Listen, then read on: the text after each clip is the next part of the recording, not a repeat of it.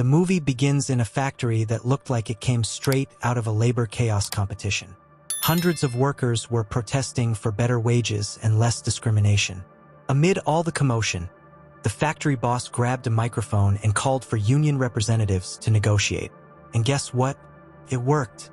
The crowd calmed down as two fearless representatives marched into the building. Meanwhile, on the rooftop of a nearby building, a boy named Sonaka, the future lightning magnet, watched everything with the intensity of someone witnessing a big action movie. Later, Sonaka confronted his father, Rudra, with the classic question, "Why risk everything in these protests?" Rudra, exuding Robin Hood energy, replied that helping others and fighting against injustice is what separates us from heartless robots. Fast forward 3 days. The negotiators vanished like a magic trick, and Rudra's wife, Della, begged him not to return to the factory. But Rudra, driven by stubborn heroism, led the workers against security forces. Meanwhile, Della and Sonaka, in detective mode, found one of the missing representatives at home, with his wife spinning an obvious lie.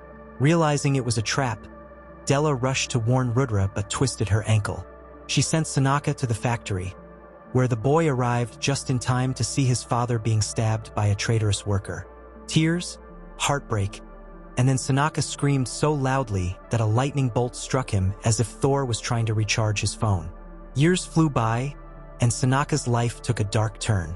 His mother disappeared after going out for groceries. Seriously? Who takes days to buy cereal? Forcing him to survive on scraps. After being beaten by street kids, a kind man named Ong stepped in to save him, promising to teach him self-defense. They planned a great train escape, but Ong's parkour skills left poor Sonaka behind, officially beginning his street orphan phase. As an adult, Sonaka became a security guard in a paper factory, now with a phobia of lightning. Cut to a party, where two guests gossiped about Penner, a man with a tragic backstory. After surviving the death of his family in a fire, he was thrown into a nightmare orphanage. There, he led a small revolution taking down the cruel owners. Because why not? With his father's inheritance, he became a Robin Hood for orphans by day and a crime lord by night. In the present, Penner controlled half of Indonesia's corrupt legislature and planned an evil scheme involving contaminated rice and a suspicious antidote. But when Deputy Durga refused to shake Penner's hand, he signed his death sentence. On his way home, Penner's henchmen made sure Durga and his family were permanently off the script. Now, what would I have done? When Della found the captive representative, I wouldn't have rushed straight into danger with a sprained ankle. I'd have sent someone faster, maybe a crowd, to warn Rudra. Fun fact, this film was Indonesia's response to Black Panther, marking the revival of local superhero films and packing theaters. So, if you could control lightning like Gundala or Sonaka, what's the first thing you'd do? Tell us in the comments. Sonaka is minding his own business when he hears a noise from the apartment next door. Curious, he discovers two goons threatening poor Wulan for money. Channeling his inner Bruce Lee, Sonaka easily dispatches them. Wulan, grateful for the rescue, thanks him profusely. Later that night, while working as a security guard at the factory, Sonaka is ambushed by an even larger group of thugs. They beat him unconscious and, assuming he's dead, throw him off a building during a torrential storm. But wait, a lightning bolt strikes him, bringing him back to life and healing his wounds.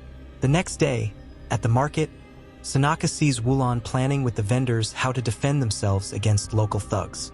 Right on cue, the same goons show up, eager for revenge.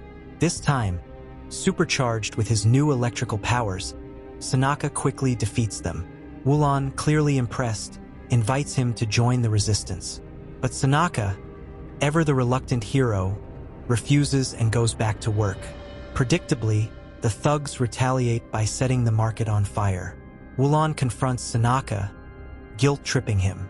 Reflecting on his late father's teachings, Sonaka dons a mask and takes to the streets, taking on the city's criminal underworld.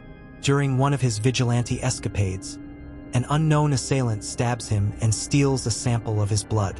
Sonaka remains calm, knowing a bit of electricity will heal him. Meanwhile, The news reports that pregnant women are falling ill after consuming recently distributed food, leading to sinister offspring and a rise in crime. This all part of Penner's nefarious scheme to profit by selling antidotes. Sonaka, now mastering his electrical abilities, creates a superhero suit and begins a crime-fighting spree across the city. He even takes down AI Swan, the violinist pyromaniac responsible for the market fire. Elsewhere, Penner's bodyguard Aziz uncovers a secret box. Legislator Ridwan, piecing things together, accuses Penner of distributing poisoned rice and rallies officials to take him down. They seek Sonaka, now a media sensation, for assistance. Ridwan also organizes the distribution of antidotes. However, the factory producing them is owned by Penner. Realizing the antidotes are likely fake, Ridwan turns to Sonaka to intercept the shipments. Before he can act, Penner and his army of assassin orphans storm Sonaka's house. Despite the odds, Sonaka electrifies his way through the attackers. When Penner is about to launch a surprise attack, Ridwan arrives and shoots him dead. With the fake antidotes en route to the public, Sonaka hops on a motorcycle, channeling his inner action hero, and, with the help of the enigmatic Sri, catches up to the convoy.